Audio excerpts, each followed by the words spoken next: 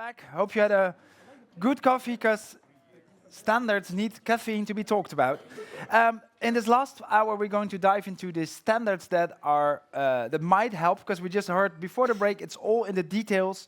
It's in how it's going to land in the implementation. So there, of course, standards are going to play a big role, and how the standards are going to look like, if they're going to be made, how well they are supported. It's all going to really make the difference if it's useful for SMEs or not.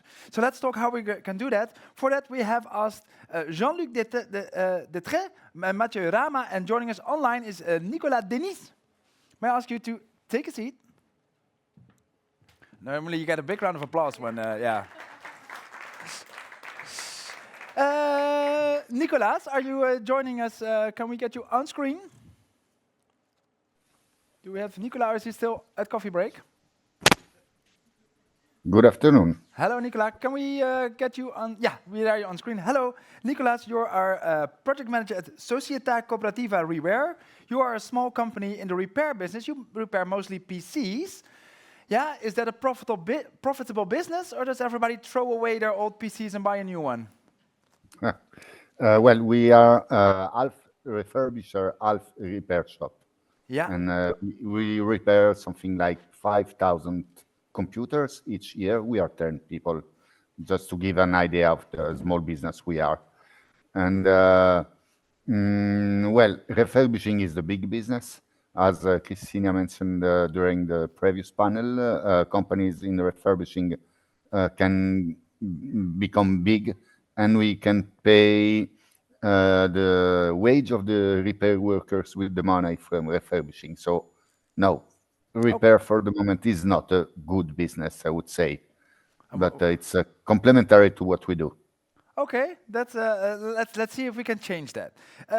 Jean-Luc Detrez, you're a convener at like a joint technical committee 10 on material efficiency aspects of working group 1 and working group 3. Well, we all know what that means.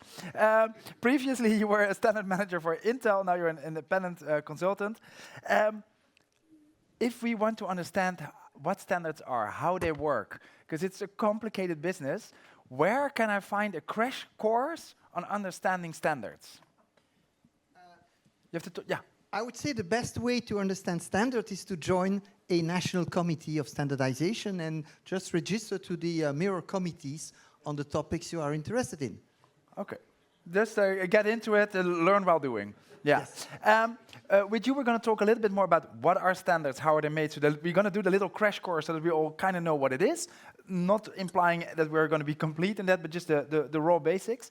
And then we're also going to talk with Mathieu Rama. You're the senior program manager at ECOS. You're an NGO focused on making ecological standards and making standards ecological. At what moment did the environmental NGOs wake up and think, ooh, standards, we have to get into standards? It coincides more or less with the creation of organization, I suppose, which was 23 years ago, I think. And yeah, it was upon the realization that if sometimes for actually enforcing regulation, you actually need standards, because the regulation will set the goals, for the objectives, what manufacturers potentially have to respect in terms of product regulation, but then the details of how it is implemented, how it is tested. Like, for example, take a very simple example, the eco-design requirements setting energy efficiency requirements on products. You need a common way to test that, because otherwise manufacturers can measure it the way they want, and then you have very different results, obviously. And of course, results that will tend to clarify that they respect the regulation, but yeah, you need a common way to assess that. And you're not a small NGO. You have like 40 colleagues, so you're you're really you're involved on all kind of standardization. There's always an ECOS person. Before the break, it kind of looked like the interests of the consumers and SMEs were very much aligned. Are the interests of SMEs and the environment aligned? I would think so on many aspects, because actually what SMEs are on top of being, so you mentioned that there could be manufacturers of electronic products, of products that could end up eventually be in the scope of eco-design regulation. They are also potentially repairers. So in that case, we are very much aligned with them. We want products which are as repairable as possible. And I guess you also are consumers of electronics, and many products that are currently covered and that could be covered by eco-design rules on repairability are these products that we use every day. So this regulation, the standard that will help make these products more repairable, also it's all in your interest as well as consumer of products. So yeah, it's basically win-win. And yeah, as mentioned during the previous session, like it's also mostly creating local jobs. So very much into the objectives of growth and competitivity that the European Commission has. So we need to develop this sector as much as possible, and standards can help achieve this goal. In general, when ECOS is at the table and you want to have higher environmental standards, it's always what the industry does. Or is it often also that they are often even happy with the work you do? Well, we have a few examples of successful collaborations between ECOS and the industry. So, as we call, sorry to enter into some technical regulatory jargons, but we are what we call an Annex 3 organization on the same level as SBS, ETUC for trade unions, and ANEC for consumers. So it gives us the right to be at the table of the negotiations of standards which are developed at EU level. So it's standards developed by CEN, CENELEC, and ETSI for ICT products. And yeah, we try to have an approach which is constructive. We're not there to oppose the argumentations of the industry. We're simply here to make sure that the standards are as robust as possible and that actually will serve the purpose of what they are designed for, which is to implement the regulation in a fair way. And yeah, we try to approach the negotiation of standards with a mindset of avoiding unclarities, making the standards easily understandable, and making sure that there's not any actor who would profit more from this standard than others, so trying to establish a level playing field, and making sure that it actually helps implementing the regulation. Okay, well, with the three of you, we first want to go do a little bit into what are standards and how could they be helpful, and also how can SMEs be involved. Then we're going to look into some challenges and how standards could help SMEs in this particular case. And lastly, we're going to collect ideas for standards for products and standards for repair services, because both might get one. Let's first do a little bit of polling in the audience. It's an anonymous system, so you can be brutally honest. And can I ask someone of the tech team to switch the TV back on, because this TV went on power saving mode. We should disable that by a standard. Yeah. So what do we want to know from the audience? Yeah, so we would like to know. Oh, can we have the microphone here? Yeah. Okay, so to wake you up a bit, we would like to know how familiar you are with standards, and please don't be shy to say not at all, just a little, etc., etc. So, do you know what they are? Do you know how to use them? Do you know how they are made? And you can insert a score from 1 to 10. And also to reassure you, if you're not familiar with standards and work with SMEs, please know that there is SBS here to support you. We help SMEs getting involved in standardization and facilitate their understanding of standards. Okay, now we see a few people having almost no clue, so we're going to start a little bit with the basics. Jean-Luc, what is a standard? Basically, the standard, that's a text which is written in order to help the industry, in this case, to either make the product or test the product. In this case, the environmental directives or regulation have that special that they don't specify objectives, but real requirements. Can you give an example of a standard? Okay, for example, let me give an example from the regulation. You should not confuse regulation and standards. Especially in this topic, the regulation will tell you that a certain device in a certain situation should not consume more than so many milliwatts. How do you test that? So the standard will make sure that the requirement is met in very specific conditions with very specific test equipment, so that it gives a fair playground. That, as Mathieu said, that somebody cannot take advantage of using different equipment or different situation, which would helping him to do unfair claims.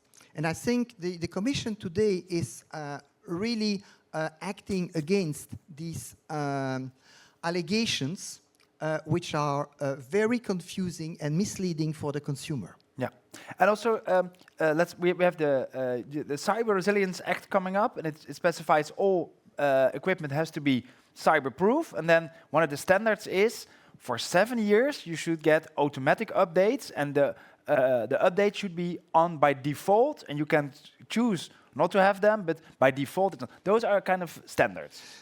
Yeah, it's difficult to write a standard testing how the software is available. It's just like when you talk about repair, the availability of spare parts is something that has to be put in the regulation. You cannot write a standard on spare parts availability.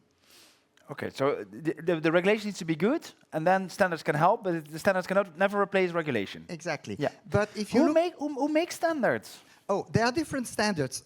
You have industry standards, which are developed by one or more companies, and example are the various PC buses. Yeah. So that you can buy a board and plug it into your computer. In the previous panel, people took the example of the RAMs. Yeah. Normally, you can take RAM. There are different standards for RAMs, and you can just insert a RAM that meets to a certain standard into a connector meeting the same standard. Yeah.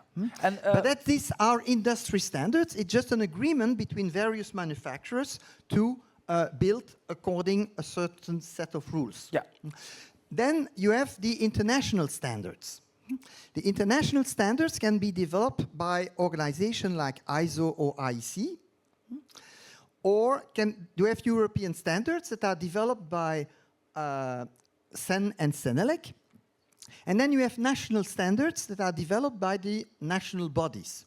Like in Belgium, you have NBN and you have BEC, the Belgian Electrotechnical Committee for the electrotechnical aspect, and you have NBN with all its groups for the other aspects. Yeah. And in Europe, it's only CEN, CENELEC, and ETSI that are allowed to make European standards. Why is no one else allowed to do it? Why? That's because they are not recognized as official SDOs. Okay. Then, but actually, everybody can participate. For example, as an industry, you don't have a direct participation in CEN-CENELEC, for example. You need to go through your national committee, and the standards are voted by the various countries. Oh, yeah. And so, does CEN-CENELEC make the standards by themselves, or do they need to get a request for that, or is there a law for it? When do you start making standards? Oh, there are various rules to make standards. A national committee may have an idea. Let's write a standard on that. And they introduce what is called a new work item. The new work item is proposed to the CENELEC. If CENELEC approves it, and approving the new work item means that the majority of the countries think that the topic is interesting, and at least 5 countries commit to provide experts that will work on the topic. Yeah. But before the break, Ada said, yeah, we are thinking of inviting and mandating CEN-CENELEC to make standards. How does that work? Well, the thing is that there are, as mentioned, there are different ways to trigger a standard, and there is what we call the harmonized standards, which are sometimes triggered by the Commission itself issuing a standardization request. And this standardization request will try to fill in a gap that exists in standards that will help implement the regulation. So, for example, there is no existing standard on measuring, for example, I don't think it's the case, actually, I think there is a standard on this, but for example, there are durability requirements on smartphones that they have to withstand a certain number of drops and still be functional. You have to have a standard to test this, so to say it will have to be to fall on certain surface, on certain size of a smartphone. This is something, if the Commission is not satisfied with the existing standards at the moment when the regulation is developed, they can issue a standardization request. Like, for example, at the moment, I'm working on a few standards on servers and data storage products, which have been mandated by the Commission on data deletion. So on secure data deletion, so that the servers and data storage products have a function to securely wipe off data. Also on the disassembly of these products and on firmware updates. Yeah. Jean-Luc, when we were talking earlier, I said, standards, I know a good example. That is the USB-C port. Previously, there were different ports on phones, and now the EU said from now on, it's going to be USB-C. And then you said, no, that's not that's the irregularity in standards.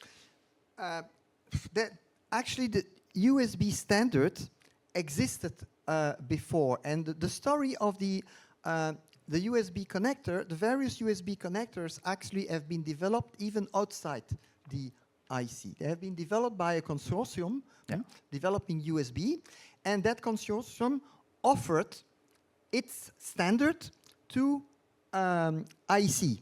Yeah, but and IC decided to make it an international standard. But then the Commission was looking for a common connector, and just as Mathieu said, instead of launching a mandate to say, please invent a new standard connector, they decided to pick up an existing standard, which was the USB-C, and they say, this is the connector that we want you to use. And there is no mandate for that. It was simply the fact that the standard was existing, was available at international level, and they decided to use it. If I may, yeah, I think it's one of the few examples, I'm not aware of other examples of a standard becoming regulation de facto because the regulator decides, okay, we have this standard, we will make it mandatory. But in its nature, a standard is supposed to be voluntary. It's just only when the regulator says, okay, so we will use this standard and we'll say everyone has to respect it, but then it becomes mandatory for everyone. But then it kind of becomes a regulation. That doesn't happen mostly. Mostly it's a voluntary standard you voluntarily adhere to. Then if it's so voluntary, why is it so useful? Actually, the requirements are in the regulation. Yeah. And as we explained, the standards brings a fair way to test whether a given product complies with the regulation. So the standard is there to protect everybody, the consumers as well as the manufacturers, against unfair allegation. Yeah. Okay, so the regulation says your product has to be durable. The standard says, well, if you test it this way, it should be. My phone breaks, and then you can say, well, we tested it according to standards, so. Exactly, that's a kind of assumption of conformity. Yeah. That is actually what the point of harmonized standards is. Presumption of conformity. Presumption of conformity. And if you comply with the standard, then you can show that you adhere to the regulation. Yeah. And the harmonized standards have even an additional advantage, is that they give presumption of conformity. That means that they reverse the burden of the proof. If you say, I'm conform to that regulation because I tested in that way, which is not a harmonized test, then if somebody challenged that, you have to prove it. But if you say, my product complies with the regulation because I have tested it according a standard which is called a harmonized standard, then people who claim you are not compliant have to prove that you are not compliant. So far, I'm checking with you. Are you still with us on standards? Yeah. Okay. Well, I think we finished our crash course on standards. I think maybe there's one point. One thing that we need to add. What is a harmonized standard? Yeah. A harmonized standard is a standard that has been developed under a mandate or a standardization request issued by the Commission, which is cited in the official journal of the European Union, and give presumption of conformity to a given directive or regulation. These are the three conditions for a standard to be called a harmonized standard. Okay. Well, afterwards you get a test. For every good answer, you get a beer. Yeah. When these standards are being discussed, I imagine there's this table at Center Senelec, and then this army of big corporations walks in with their technical experts, and they determine how it's going to be. And there's one SME person, maybe, or maybe one from ECOS, or is it a little bit more democratic?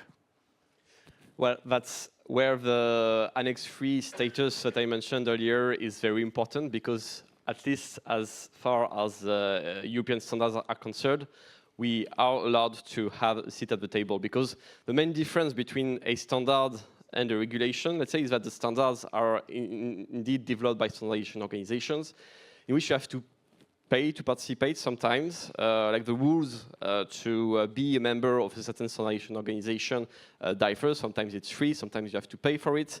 But also you need to invest time. It can take a lot of time to go from the start of a standardization process to the end, and for that you need resources, of course. So eventually, yes, you will have a oversized representation of the big industry, whilst smaller stakeholders such as small businesses, trade unions, consumers, and of course environmental NGOs, where we are fighting against more powerful structures than us. Yeah. So it's important to try and fight at every level, so at European level, but also at international level and at national level. So we have these three levels of standardization organizations, and it's important to be everywhere. Yeah. And yeah, to try and be there from start to finish. I think that's what we see is the best strategy. To influence the standards, because even if, like for example, if you manage to find the time to draft parts of a standard as a small organization, it is less likely that your input will be rejected. Yeah. So yeah. Be there all the time. Jean-Luc, are the SMEs well represented, punching above their weight? No, this is exactly what I wanted to say. If you consider the experts, there is of course two groups that are more represented than the others. On one end, it's the big corporations, because they have the resources to do it, and the NGOs, because they also have the resources through other ways. And SMEs, who don't get the funds for attending, and they have to divert precious resources for going to standard bodies, are probably underrepresented compared to the other groups. But when you talk about democracy, at the end, standards, you might have international companies, experts that develop a standard. It will not be automatically approved. A standard has to be approved by the national committees. And in the national committees, you have representation from some governments might be there. You might have the local regulators. You have the local industries, and probably in the national committees, it's easier for the small and medium enterprises to be represented. Okay. Well, let's dive into this topic. So, what are the biggest challenges for SMEs providing repair services? What do you see as obstacles? We listed a few. What are some options? So now an easiest or more difficult question for you, you choose. So we would like to know, do you think the biggest challenges for SMEs providing repair services are linked to the lack of access and affordable and compatible spare parts? I think so, because this was mentioned in the previous panel a few times. High costs associated with meeting quality environmental standards, or limited consumer demand or awareness about repair services? Or is it about competition with the larger companies or unauthorized repair services? Yeah. What do you think? Which of these is it most useful?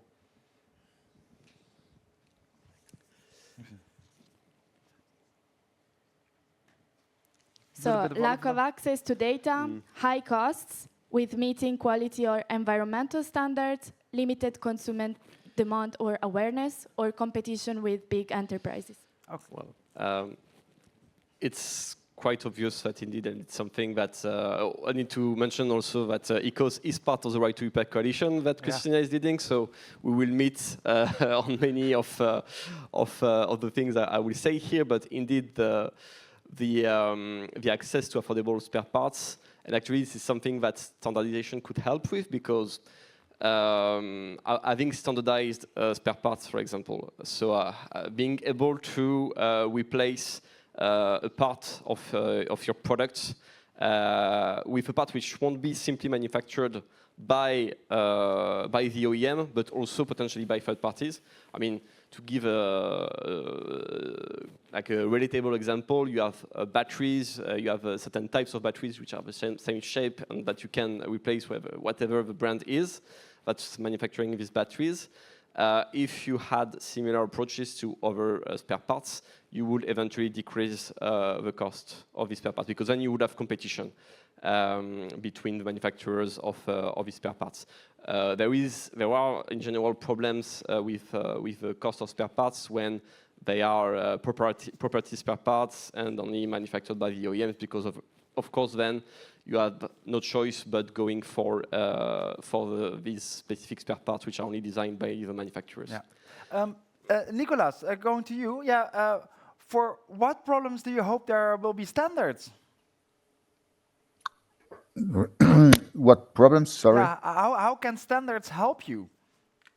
How do you hope Standards. Well, I will start from the example of France, where they have a repair law, I would say, with the Cali Repair, which is the label for organization repairing, which is a good starting point to think about how standards can work to help repair shops, I would say. Yeah. In the meaning, as already mentioned during the first panel, low administrative burden, which is for smaller companies something that is really important. Well, what we call also in our house, I heard also Mathieu using the expression de facto standards, of course, are absolutely good, because we can show and prove that we are doing something that is done in the right way. When you spoke about RAM memories in the laptop, yes, it's a standard and it's okay. And we are afraid to have to face other kind of standards that might fit only for large companies, of course. Okay, so there is that's an important thing. We asked you to give some examples of where right now you don't have you have problems with repairability and how it could be better, and then maybe together we can think of an example how a standard could help. Here we see some of this RAM. We see some of this RAM. Can you explain the difference between the picture on the left and on the right? Yeah, so for example, on the left you have RAM memory, which is soldered inside the laptop. And if it's broken, you can put the whole laptop in the rubbish. And on the right, you have easily a RAM that it's easy to take apart. So you change it in less than 1 minute, and the laptop is okay. So this is, of course, a lot of about eco design, but not only. Yeah, and why would I solder my RAM? Why do companies do that? For two reasons. I think the industry solder them to make laptops thinner, so they are more marketable, I would say, more beautiful to be, well, to see, but it's really, and also to save money, but they will save perhaps, I don't know, 2 euros, 5 euros, okay, because it's a matter of competition between brands, of course. Yeah, okay, well, how can we make it standard that would make automatically that every RAM is replaceable? Yeah, it's on. In my okay. Actually, it's not. I don't think it's a matter of standards. the standards that has been developed by Sensenelec on repairability, ability to repair, reuse, and update has defined a concept of priority paths. The priority paths are the parts that are the most likely to need replacement or repair during the life of the product. And it's highly dependent on the type of products, on the use case, and all those things. So if the product is, if a given product is likely to require memory update or memory replacement during its life, it makes sense to say that RAM should be on a connector so that it can be easily replaced or repaired or modified. If it's not the case, and I believe that for most laptops, memory is not something that you replace very often. I've never... Nicolas, how often is the RAM the problem? It's not that much about replace, but to upgrade it for sure, because it's. If I Stephen don't wanna like keep using the his to laptop on speak Windows about. 11, yeah. If Stephen wants to keep using his laptop on Windows 11, he needs to upgrade his RAM to Yes, more. exactly. Yeah. It's not planned obsolescence, but it's induced obsolescence, I would say, No, in that way. This is another problem. If you want to upgrade to another Windows version, it's probably not the RAM that is which is the problem, but the processor's RAM. Okay, yeah. Now we got.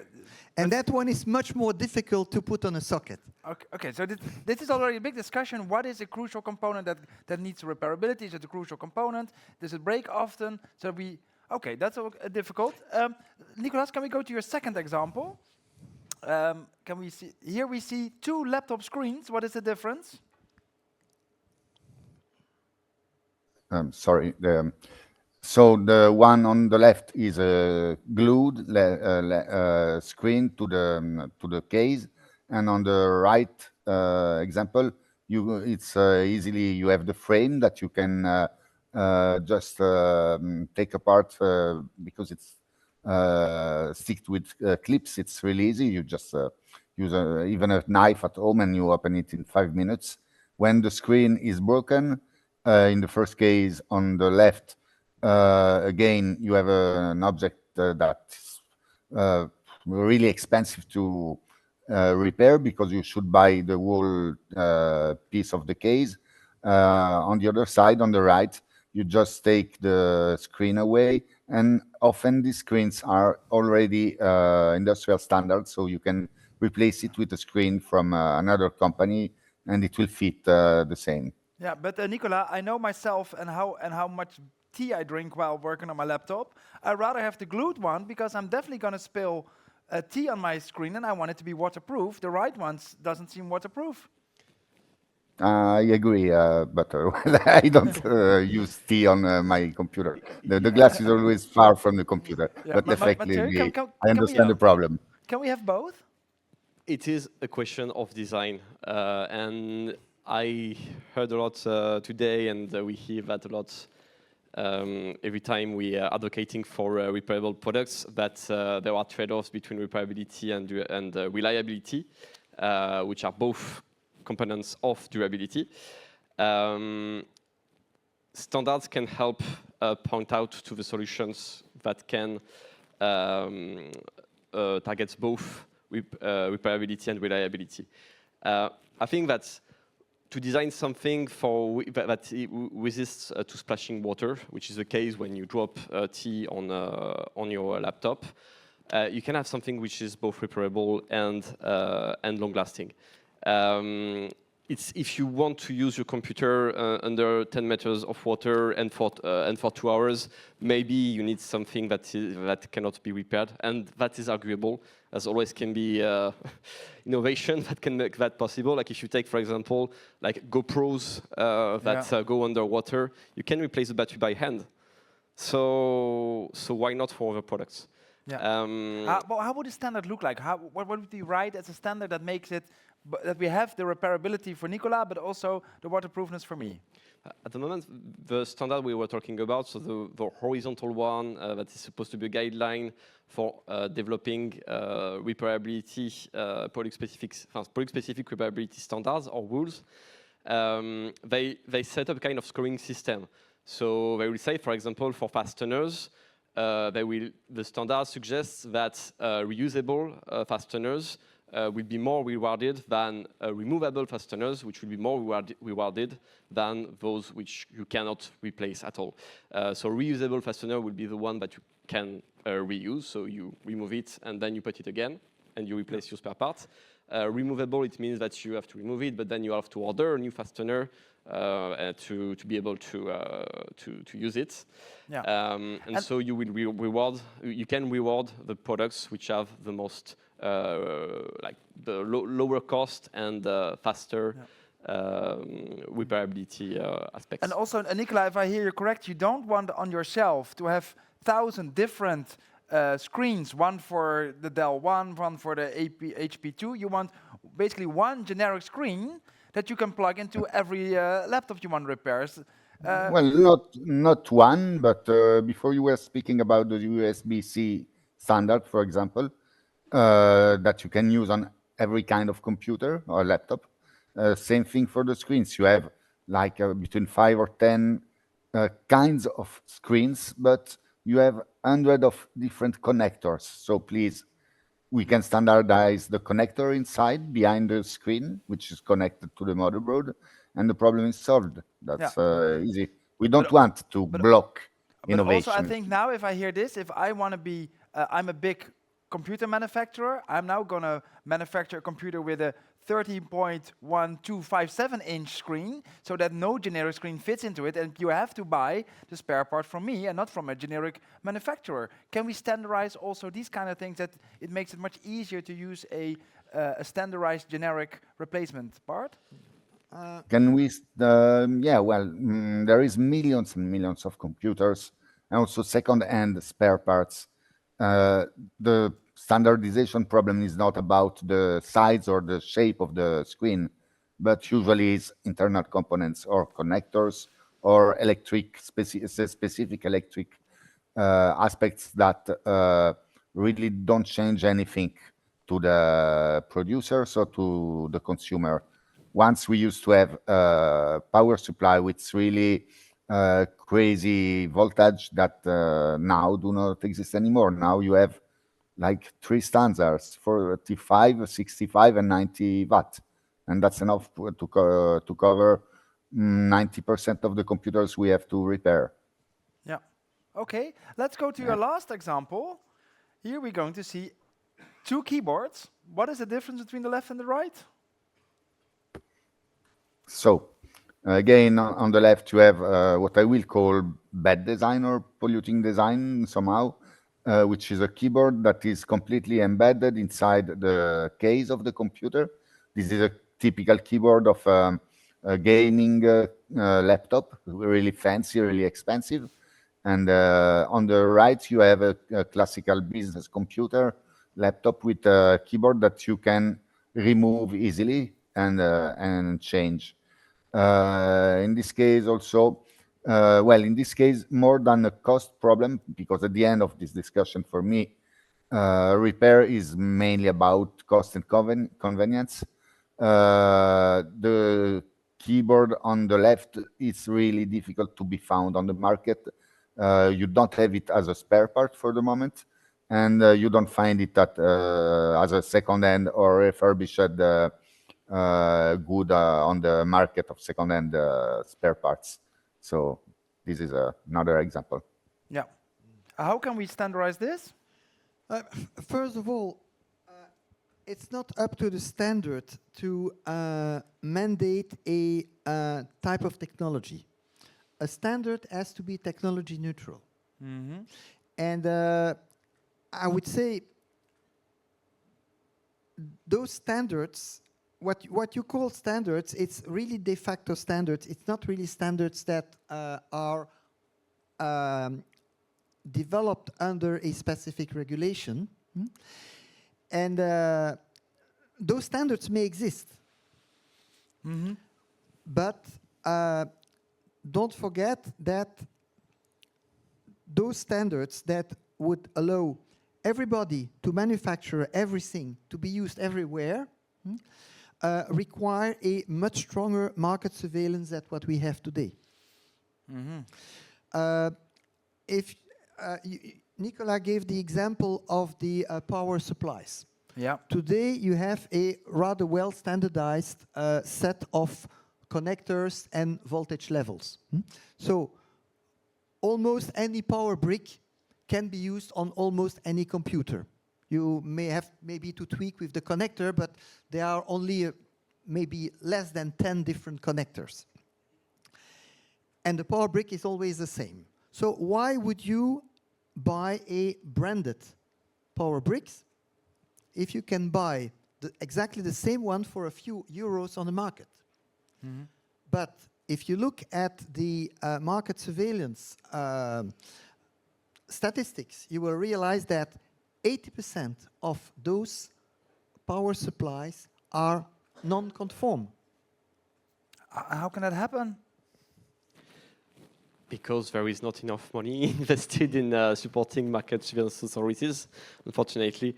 Well, it won't be solved through a standard, unfortunately. It could be solved through regulation. I think we were mentioning extended producer responsibility earlier, which is mostly targeted currently on forcing manufacturers to contribute to efforts, to financial efforts of recycling most of the time, but we would hope that it will be more towards repairing and reuse. We could imagine that on the price of the products that we buy, there's a share of that cost that goes to financing market surveillance authorities, who would then be able to have the means to actually test the products that go on our market. Because indeed, that's terrible that if we spend all this time developing regulation, if eventually it's not even implemented. So. And I heard a panelist of the previous panel saying, "Oh, by the way, I'm buying all my electronics on AliExpress." I don't know who that was. Yeah. But of course, I don't say that everything on AliExpress is bad, but there are a lot of bad things. And because they are the cheapest one, unfortunately, that's the one that the people buy. Yeah. And you can have the best regulation, the best standards. If there is no authority to enforce their use, they will not work. But I understand if I illegally buy something on AliExpress. But if I walk into a store and I see the CE logo on a power brick, I buy it, 80% still of them is non-compliant. Yes. Oh, okay. That's a fire hazard to happen. Still, are all Nicolas' problems going to be solved by standards, or? They could be in the long run. The thing that, as we explained, so standards are voluntary. They will be developed either under the own initiative of standardization organizations or mandated by the Commission through standardization requests. Once they are developed, they can either be used to help the implementation of the regulation, which will force manufacturers to design their products in a certain way, or they could be actually used to inspire regulation itself. So, for example, we've been working recently with ITU, which is an international standardization organization, and ETSI, European standardization organization, on a method for environmental performance scoring of smartphones, which applies some of the principles established in the horizontal repairability standard that Jean-Luc is convening now. So EN 45554, and there you have, for example, parameters on the availability of spare parts, on data deletion functions, disassembly depth, so basically how long it takes to replace a spare part, type of fastener. So all these parameters will be scored and will allow the manufacturers to establish how well they do on the repairability of their products. And maybe eventually, this standard also draws a lot of inspiration from the smartphone regulation itself. So actually, it's when a standard inspires regulation that then you can have change. Otherwise, you can have some form of change, like for example, so this standard on repairability inspired our member ethicists to develop the long time label, and also what they released very recently, and that I encourage SMEs who would manufacture products to estimate the repairability of their products. It's a tool called repairability, I think. And yeah, which will allow any manufacturer of any product to be able to score the repairability of their products. Okay, that sounds good. And Nicolas, if you hear all these things and things we just discussed, do you think all your problems are going to be solved very soon? Not that much soon, for sure, but it's a good start. I'm surprised. I'm just a question. Why don't we have the producers in our panels? That's a question. Sorry, why don't we have that? Why don't we have a producer, manufacturer on the panel? The manufacturer would be interesting to have their point of view on these things. What would be the most important thing that the manufacturer should have said? Well, they should. Well, a lot of things we said we didn't mention. At least for half an hour, the eco design. They should say what will be their approach to eco design regulation now, and because this is a big part of the thing, always going back to cost and convenience for the consumer and repairability of the yeah, always good that we keep in mind, always keep the people with their feet on the ground also at the table. We're going to the last two questions that we have for today, which is what should be, if you're going to make standards, what should be in it? First, we're going to talk about products and then about repair services. This is also, if you want to type it in, but also if you have a suggestion, feel free. Nicolas, for you, let's hear the manufacturers first. What would be your number one standard for a product that you would say this should be in a standard? In the standard of repair, you say? Yeah. Or for products? No, standard for products, for sure, the possibility to open it and mount it. This is that's step number one, to repairability, be able to go into. Jean-Luc? Yes. Yeah. I would like to remind, because that's very important, that standards are voluntary and will never guarantee you that the product has the features that you want. The standards, especially in this field, are there to allow a fair comparison between products that claim to meet the regulation, and they help the manufacturers to measure how good they meet the provision of the regulation. So if you really want, if you believe that something is absolutely needed for you, then it must be in the regulation. You want disassembled product. Okay, disassembled product, but what does that mean? Up to which level do you want it to be disassembled? And I think Mathieu gave part of the reply by saying there is no idea to have disassembly scores. So a standard can indeed provide disassembly scores. But actually, there are already methods that exist to determine the disassemblability of a product. Of course, those methods have been published in the literature. What a standard can do is to say, we believe that this is the best method to measure the disassemblability of a given product. Okay, so there is a standard can say something about the pudding, but if the regulation doesn't require pudding, there will be no eating. Ooh, If the regulation doesn't require it, the standard can measure it, but it will not help. The thing is that the standards we are talking about here on repair, most of them have an ambition to be then taken up by regulation.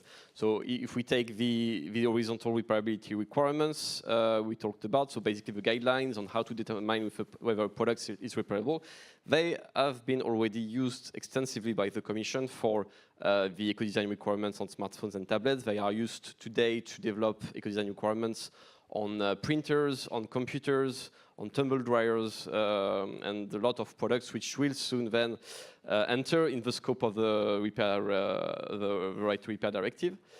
I think that what is essential at this point is to make sure that the standards which are developed, and that actually, I would say the scoring systems which are in these standards are developed to integrate what we call limit factors. So it's a bit technical, but with a concrete example, I think it will be all clear. There are different parameters to determine the repairability of a product. So let's say the disassembly depth, so how long it will take to replace the spare parts, availability of spare parts, so to whom, so if it's only available to consumers or only to authorized repairers. The type of tools that you need to use, the environment in which you can repair, so if you can do that at your home, on your kitchen table, as you mentioned earlier, or at the manufacturer's manufacturing plant. Yeah. You have different parameters, but they will all have a certain score. So, for example, from A to E, and the thing is that there are interrelations between these parameters. So let's say, for example, if you score disassembly depth and accessibility of spare parts without interrelation between the two, if you have a product where you have only one spare part, so basically everything is soldered, it will rate very well on disassembly depth because you will have one step, which is to replace the whole product. Oh yeah. To make it simple. And if you have a lot of different spare parts, then you win in this assembly, but it will potentially make the replacement of one spare part longer because then you will have to take more time to dismantle it. Yeah. So okay, there are some trade-offs. Yeah, so you have some trade-offs, but a well-made standard will be and therefore inspiring well-made regulation will be to say, okay, so actually. You scored A on the assembly depth. It doesn't take so much step to access the spare parts which are present in the product, but you score so low then on accessibility of different priority parts, you cannot score A on the assembly depth. Yeah. Because otherwise it's kind of misleading. You can have, and the price of spare parts also is something on which we advocate for this because we need to have something which makes sense. Because if through standards and regulation you have a product which is designed to be repairable, but eventually you won't do it because the spare part is too expensive. Yeah. Well, you have something which doesn't really work out. Yeah, it has to make sense. So, I'm going to my sidekicks. What are some suggestions from the audience? Yes, so we got a few replies. So we suggest to have quality of components and expected lifetime, disassemblable products, more standardized tools and less proprietary tool and screws, availability of spare parts, which is really a key element of this conference, and also guidelines on how to assess some of the requirements. Oh, yeah. Okay, let's go to, we really have to wrap up because the drinks are getting warm. Can we move to the last question, which is standards for repairs? Then you can make your point. No, but can you keep that? Sure. The previous screen, because I would like to comment on all of them. Quality of components and expected lifetime. Of course, there are standards to assess the component and expected lifetime. They are tested and for example, accelerated aging of component that can say that specific component is expected to have a certain lifetime. Of course, if I tell you that that specific component has an expected lifetime of 10 years, you have to believe me. But there are standards that will provide artificial aging of the component so that after a test of 1 week, in a given extreme condition of pressure, temperature, humidity. But basically, are you saying we already have standards for this? Yes, of course. Okay, and And that goes it's for extensively used by the industry. Otherwise, you couldn't say what is the expected lifetime of a product. Okay, so many things we didn't know, but there are already standards in place. But we are totally outside the scope of the standards that are used for repairability. But those standards exist. Okay, that's good. That's good news. Let's move to the last question. What should be repair standards for repair services? Okay, again, Nicolas, let's ask the industry first. What kind of standards do you like for your business? As I said before, for the French example of the Cali Repair, which is the label for repair under the bonus that can be financed with the bonus repair, is a good starting point to draw a set of... I think your microphone needs a repair. Yeah. Okay. You are hearing me or not? Yeah, now I think now it's better. Okay. And I was saying... No, it's not. There is something. We're going to see if it's here or if you have to... Hopefully there are some standards for that. Jean-Luc. Okay, if I could understand what Nicolas is saying, there is a French standard that is referring to for the assessing the quality of repair services. There is also a German standard developed by DIN for that. And I think this is very important because as we were discussing with Mathieu during the break, if you open an electronic device on your kitchen table with the best possible intention, you might break it or at least reduce its life expectation just by static influence, for example. Yeah. Or if you open a device and that a totally disassemble product, so no glue, but you don't replace the sealing, then it's you might damage the product. Look, the example of a watch. If you have a waterproof watch and you bring it for replacing the battery, usually they will ask you, do you want to replace the battery? Most of the time it will cost you €8 just to replace the battery. But if you ask them, but will it still be waterproof after that? I say, then it's more expensive because I have to replace the sealing and I have to make a waterproof test. And in the end, where should we go to? Should we go to that everybody, even clumsy people like me, can repair everything, or only certified, educated people who know what they're doing should be touching my stuff? I think there's a middle ground between both, and we actually should strive for as much repairability by the end user, at least for the spare parts which are the most commonly failing. Like if you take a smartphone, that would be the screen, the battery, the connectors. And actually, the thing is that the more spare parts you make available to everyone, the easier it is also to access for professional repairers. Because the current situation is that in the eco-design regulation, you have certain parts which are accessible to end users and others which are only accessible to professional repairers. The thing is that to demonstrate that you are a professional repairer, at the moment there are rules which are rather vague or actually suggesting that manufacturers still have a role in deciding who is a professional repairer or not, which is problematic. So actually these standards could be helpful in that way, which would be to establish for professional repairers, I am a professional repairer and I can access to the repair information and the spare parts. That's not ideal. We would prefer that to be accessible to everyone. But the thing is that if we do not develop the regulation and the standards to make the repair even possible to end users, the thing is that we're not legally impeached to repair our products. So if I want to repair my smartphone, if I want to repair my washing machine, I can do it. No one will stop me from doing that. That's not the police which will come to my place and say, no, you can't do it. So the more the products will be designed to be repairable even by the layman. First, the easiest it will be for it to be repaired by professionals. And secondly, if end users want to repair it, if the product is designed to be repairable by the layman, it will be easier for them to do it and safer. Safer. You don't want everybody to repair their own blender. We have an amazing tool today, which is like we have the iFixit, one of our the members of the Right to Repair Coalition, which is providing tutorials to repair your own products.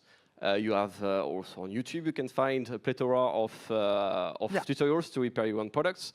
So we just need to have enough information to give consumers the tools to make that safely and to also protect the integrity of the products. Both. Yeah, I replaced my own RAM in my PC twice. The first time with a fleece sweater, the second time without one, the second time it worked. Yeah, that's big advice for everybody. First time with the static energy broke it. We have maybe time for one last question or comment from the audience before we go to a wrap-up. Oh, I see everybody looking with the face like they need a drink. So let's go to a wrap-up. Before we do that, from each of you, can we have in one sentence, if SMEs want to make sure that their voice is heard and their interests are represented when we're going to make standards, what should they be doing? Mathieu. Well, this standard, which is suggested, so in the Right to Repair Directive, to have a standard on the quality of repair services, you have to be there. Small businesses have to be represented, because otherwise what might happen is only the big tech will be there to develop these standards, and they might make it extremely difficult for small-scale repairers to actually do that. They can mandate, for example, actually, you'll be a professional repairer only if you use OEM spare parts, even though small businesses can go preferably for third-party spare parts, or even for cannibalized spare parts. So basically, spare parts which have been recuperated from products that they couldn't repair, but on which they could scavenge some parts. And so be there not just once, be there from beginning to the end. Precisely. Jean-Luc. I would say exactly the same thing. If you really want to influence standards, you must be present where they are discussed and also where they are voted. And I agree that developing standards sometimes might be a large investment, but at least you can go to the national committees, which are probably more affordable. Okay, wonderful. Nicolas. Yeah, in last month I tried to speak with different small business in repair, and the only way I could do it was by feet, walking and going to their shop. They didn't even answer to mails, because lots of them are really small business with a lot of economical problem and working 10 hours a day. So must try to also pull them on, not only push them to be involved, in order to have them aware of what is happening and have a contact with the ground reality, I would say. Wonderful. Thank you so much. A big round of applause for Nicolas, Jean-Luc, and Mathieu. We're going to wrap up. Maitane, OLABARRIA. I practiced. Yeah, you're the Secretary General of the Small Business Standards. May I steal your microphone? You have a lot of conclusions, a lot of notes you took. Yeah. I took a lot of notes because I found the conversation quite interesting. So, yes, I did. What are some things, and this is also a question, can we move to the one with the sliders? A question to the audience, what are your takeaways? What are your most important takeaways? Well, I have a lot of takeaways, but since I know I'm conscious I'm before you and I'm between you and the drinks, I will try to be brief. So I would sum it up in 5, okay? In 5. So the first one is, we need coherent regulatory framework. We heard before that DG Just, the Commission, is not thinking about new legislation, but we also heard that there are a lot of delegated acts that will need to be implemented in order to make it basically enforceable and concrete. So it's important that we have this regulatory framework that is basically coherent. And that's the first one. The second one is that we have to focus on implementation and enforcement. I think enforcement is something that came up quite a lot.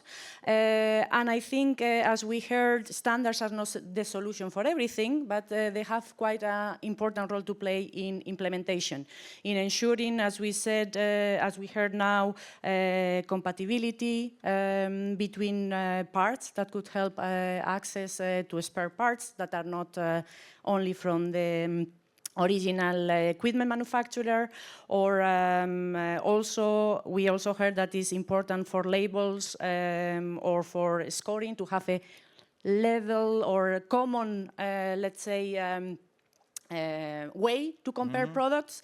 And of course, we also heard that they will play an important role in the quality of the service. So that is the second one. The third one, and we heard that a lot, I think, is that if we want to ensure that there is a fair market for repair services, and we develop this area, we need fair access to information and spare parts. That's something that came up quite a lot. We also heard about the trade-offs. So there are also trade-offs between repairability, also reliability, etc. And also when we check products between some parameters and others. So that's also something that we need to be aware of.